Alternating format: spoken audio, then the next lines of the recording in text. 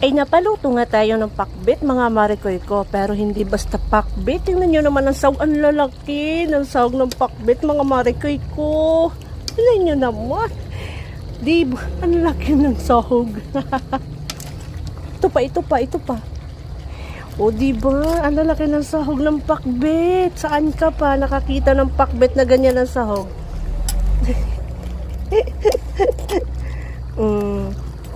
Minsan lang naman, pagbigyan ng sarili. Diba, minsan lang naman, lagyan natin ng ganyang sahog. Kagang. Kagang is alimango. Kagang. Alimango yan, mga marikoy ko. Yes. Ay napaluto nga tayo ng pakbit, mga marikoy ko. Pero hindi basta pakbit. Tingnan nyo naman ang sahog, ang lalaki ng sahog ng pakbit, mga marikoy ko. Tingnan nyo naman.